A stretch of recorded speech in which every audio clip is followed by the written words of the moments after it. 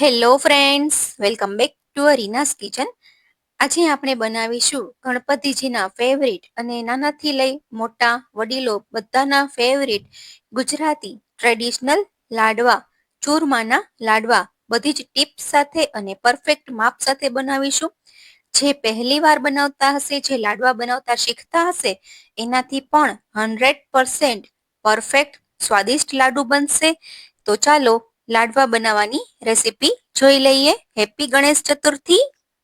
મારી ચેનલને bell icon press કરી સબસ્ક્રાઇબ કરી દેજો નવી રેસીપી જોવા માટે. ચૂરમાના પરફેક્ટ લાડુ બનાવવા માટે આપણે ઘરમાં રહેલી કોઈ પણ વાટકીનું માપ સેટ કરી લેવાનું છે. તો 2 વાટકી ઘઉંનો જાડો લોટ લીધો છે અને સાથે 3 ચમચી મોણ ઉમેરેલું છે. 2 વાટકી ઘઉંનો લોટ હોય તો એની સામે બરાબર 3 મોટી ચમચી તેલ ઉમેરશું, અથવા તો તમે ગરમ કરેલું ઘી પણ ઉમેરશું. અને આ રીતે મુઠ્ઠી પડતું મોણ ઉમેરવાનું છે. તમે લોટને હાથમાં લઈ લ્યો તો લોટ છે શેપમાં આવી જાય એ રીતે મોણ આપવાનું છે, જેને મુઠ્ઠી પડતું મોણ કહેવાય. મોણ પરફેક્ટ હોય તો જ લાડવું સોફ્ટ બનશે. તો હવે લાડવાનો લોટ બાંધવા માટે ગરમ પાણી લીધું છે, મીડિયમ ગરમ પાણી લીધું છે. તો જે વાટકીથી લોટનું માપ લીધું હતું એ જ વાટકી ભરી અને ગરમ પાણી લીધું છે. તો આ રીતે આપણે ધીરે ધીરે થોડું થોડું પાણી ઉમેરતા જઈ અને લાડુનો કઠણ લોટ બનાવી લેવાનો છે. આ રીતે આપણે મુઠિયા બનાવવા માટે કઠણ લોટ બાંધી લેશું. એકદમ ભાખરી કરતા પણ કઠણ લોટ બાંધવાનો છે. તો આ રીતે લોટ બંધાઈ જાય ત્યાર પછી આપણે હાથેથી દબાવી અને એકદમ સરસ મુઠિયા વાળી અને તૈયાર કરવાના છે. જો તમને વધારે લોટ ભેગો ન થતો હોય તો તમે થોડું પાણી સ્પ્રિંકલ કરી અને મુઠિયા વાળી શકો છો. તો આ માપથી અહીંયા 7 થી 8 જેટલા મુઠિયા તૈયાર થયા છે. તો મુઠિયાને તળવા માટે તેલ ગરમ કરવા મૂકી દેવાનું છે. મીડિયમ ગરમ તેલમાં મુઠિયા તળવાના છે. ગેસની ફ્લેમ હાઈ નથી રાખવાની. જો આપણે ફાસ્ટ ગેસની ફ્લેમ પર મુઠિયા બનાવશું તો મુઠિયા બહારથી એકદમ સરસ તળાઈ જશે પણ અંદરથી સાવ કાચા રહેશે. એટલે ગેસની ફ્લેમ સ્લો ટુ મીડિયમ રાખવાની છે અને મુઠિયાને તળી લેવાના છે.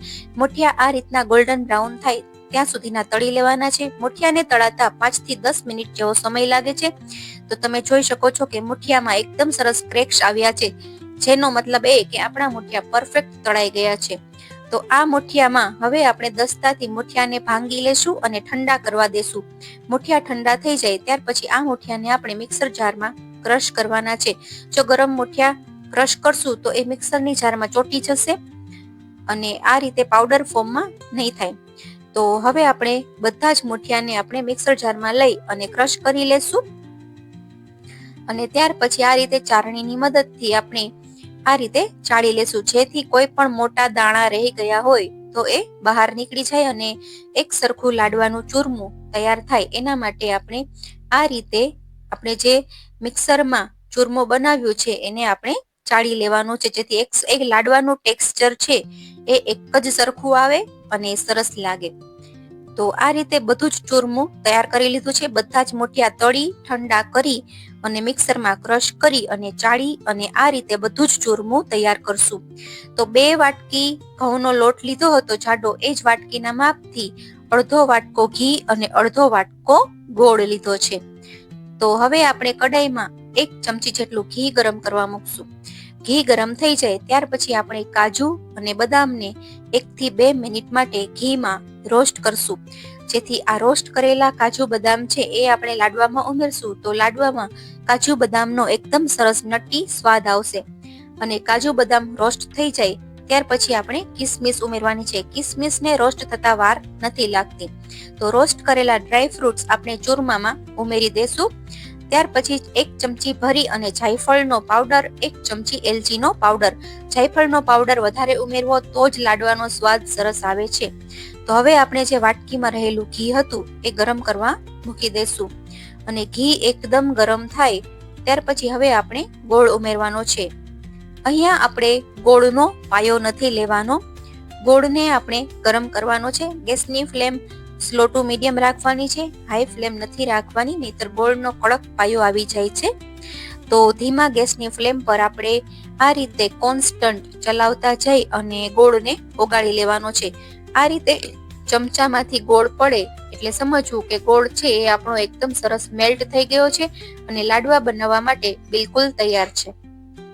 તો ઘી અને ગોળનો બધો જ પાયો આપણે ચૂરમામાં આ રીતે ઉમેરી દેશું અને ચમચાથી આપણે ચૂરમા સાથે પાયાને એકદમ સરસ રીતે મિક્સ કરી લેવાનું છે. તો આ સમયે અહીંયા તમને ઘી ઓછું દેખાય તો તમે ઘી ગરમ કરી અને જોઈએ એ પ્રમાણમાં તમે ઉમેરી શકો છો. કોઈ લાડવામાં વધારે ઘી પસંદ કરતા હોય, કોઈ મીડિયમ ઘી પસંદ કરતા હોય. તો અહીંયા મને ઘી ઓછું લાગતું હતું તો હું ઘી ઉમેરી રહી છું. તો લાડવામાં જો તમે સરસ વધારે એકદમ ઘી ઉમેરશો તો લાડવા એકદમ સરસ સોફ્ટ થાય છે. તો અડધા વાટકા ઘી ઉપર મેં ફરીથી 3 થી 4 ચમચી ઘી ઉમેરેલું છે.